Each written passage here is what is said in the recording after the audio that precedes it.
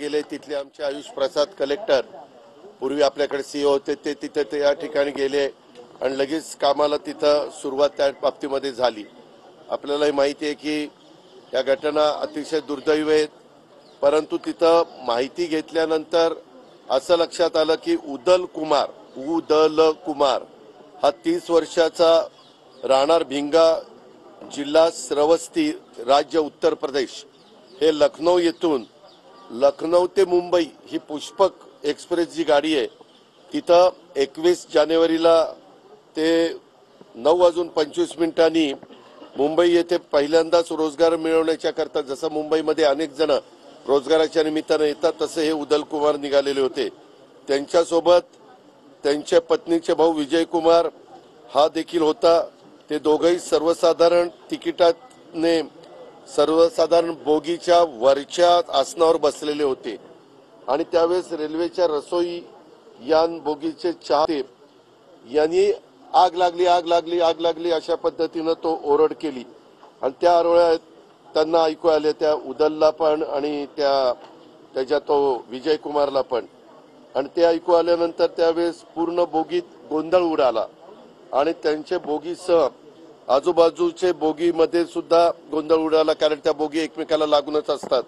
त्यावेळेस काही प्रवाशांनी घाबरून स्वतःचा जीव वाचवण्याच्या करता गाडीतनं दोन्ही बाजूला उड्या मारल्या आणि तो प्रयत्न ते करत होते, परंतु गाडीचा स्पीड होता आणि ट्रेन खूप वेगाने असल्यामुळे इतर प्रवासी गाडीतून खाली उतरू शकत नव्हते। त्यावेळेस कोणीतरी प्रवाशांनी स्वतःच डोकं चालवलं आणि साखळी ओढली। आपल्याला सगळ्यांना माहिती आहे की रेल्वेचा प्रवास करत असताना काही असं वाटलं तर धोक्याचं काही असेल तर साखळी ओढावी असं आपण ते सांगतो आणि रेल्वे मग थांबली आणि प्रवासी गाडीतून खाली उतरण्यास मिळेल या ठिकाणून खाली उतरायला लागले, म्हणजे ज्या दरवाजातनं किंवा खिडकीतनं, आणि खाली उतरल्यावर इकडे तिकडे जाऊ लागले। तेव्हा लगतच्या रेल्वे रुळावरून जात असताना बेंगलोर न्यू दिल्ली कर्नाटक एक्सप्रेस अतिशय वेगाने आली आणि रेल्वेच्या रुळावरील त्याच प्रमाणे रुळ ओलांडून प्रवाशांना धडका देऊन पुढे काही अंतरावर जाऊन थांबली। त्यावेळेस बऱ्याच प्रवाशांचे अक्षरशः शरीराच्या म्हणजे सांगणं पण मला म्हणजे योग्य वाटत नाही, इतक्या त्यांच्या शरीराच्या दुर्दशा त्या ठिकाणी झाली आणि बरेचसे प्रवासी त्याच्यामध्ये मृत्युमुखी पडले, काही प्रवासी जखमी झाले आणि हे झाल्या उदल कुमार आणि तो विजय कुमार हे देखील त्यांनाही धडक बसली, ते जखमी झालेले आहेत। उदल कुमार आणि विजय कुमार यांचा शोध घेत असताना 6 ते 7 प्रवासी मयत झाल्याने त्यांनी स्वतःच बघितले, त्याप्रमाणे झालेली घटना ही आहे।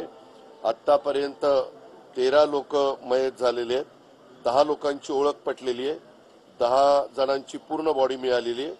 3 मध्ये थोडं शरीराच्या म्हणजे शरीर त्यांचं एक नाहीये, त्याचे गाडी अंगावरून गेल्यामुळं त्याचे तुकडे त्या ठिकाणी झालेले आहेत। त्याच्यात 1 पुरुष आणि 2 महिला आहेत आणि जखमी 10 आहेत, त्याच्यात 8 पुरुष आणि 2 महिला आहेत। अशा पद्धतीनं ही दुर्दैवी घटना घडलेली आहे आणि ते निव्वळ अफवांच्यामुळे घडलेली आहे। या दोघांनी त्याच्यामध्ये ह्या सगळ्या गोष्टी केल्यामुळे घडलेली। आता जखमींना पूर्णपणे शासकीय खर्चाने आम्ही उपचार करण्याच्या सूचना दिलेल्या आहेत। मुख्यमंत्र्यांनी पण दावोसवरून दिल्यात, आम्ही पण दिल्यात आणि स्वतः गिरीशजी आणि स्वतः कलेक्टर वगैरे सगळेजण, गुलाबराव पाटील आमचे पालकमंत्री सगळेजण तिथं आहेत।